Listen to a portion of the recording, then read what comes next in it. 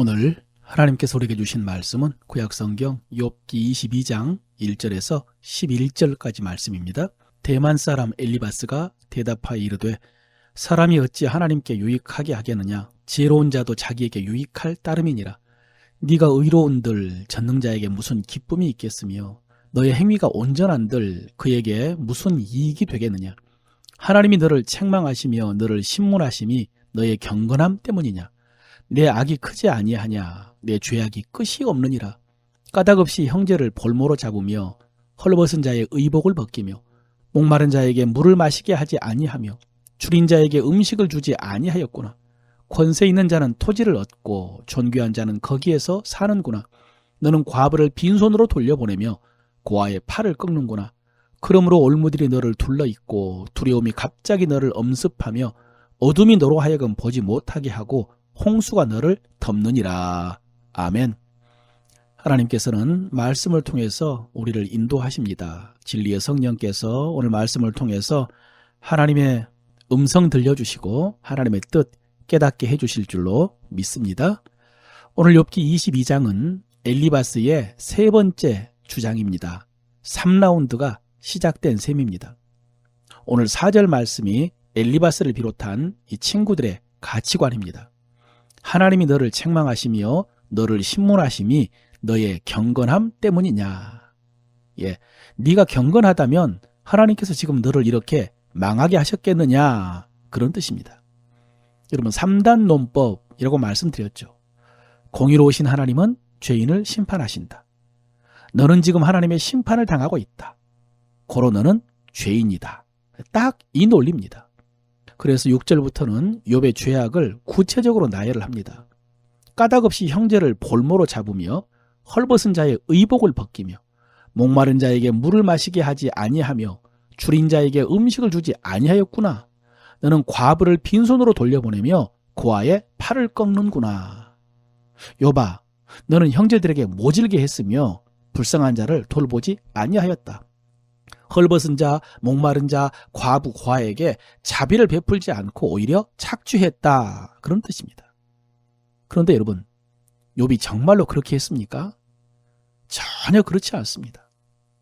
그런데 엘리바스는 지금 욥이 당하고 있는 재앙을 보면서 그렇게 했을 것이라고 단정을 합니다. 마치 자기가 본 것처럼 지적하면서 정죄를 합니다. 상황을 보고 넘겨짚은 것입니다. 사실이 아니라 자기 가치관에 근거한 추측이죠.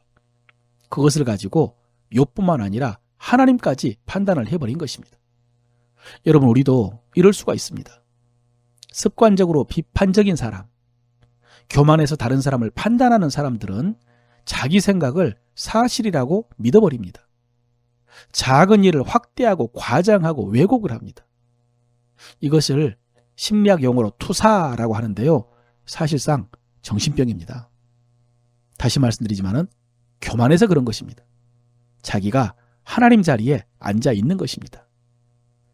하나님의 자리라는 말씀을 듣고 다른 이야기 같지만은 연관이 있어서 말씀을 드립니다. 예전에 예배 때 대표 기도하는 분들의 그 기도 내용을 들어보면은 기도하고 있는 사람의 자리가 헷갈릴 때가 있습니다. 몸이 서 있는 자리가 아니라 마음의 자리를 말하는 것입니다. 여러분, 기도, 특별히 공예배에서 대표 기도할 때, 그때 마음속으로는 예배당 바닥에 엎드려 있는 모습을 상상해야 됩니다. 그 자리를. 바닥에 엎드려서 고개도 못 들고 하나님께 청하는 것입니다. 그리고 대표 기도는 자기가 기도하는 게 아닙니다. 개인 기도가 아닙니다. 회중이 기도하는 것이죠. 신앙생활 잘해온 장로님, 권사님들이 기도하는 게 아니고요. 하나님 앞에 몸들 바를 모르는 이름 없는 성도의 마음으로 기도를 하는 것입니다. 그것이 예배의 대표 기도입니다. 그런데 그 자리, 그 자세가 다르니까 가끔 기도를 들을 때 예배를 통해서 은혜를 구하는 것이 아니라 하나님의 자리에서 예배드리는 성도들 가르치는 것 같은 기도를 들을 때가 있습니다. 형식은 기도인데 사실은 설교를 하고 있는 것 같을 때가 있습니다. 또 목사님에게도 성도들 좀 바로 지도하라 라고 압박을 한 것 같은 그런 느낌을 받을 때가 있습니다. 여러분, 오늘 자리 이야기하다가 이런 이야기까지 했습니다. 그런데 정말입니다.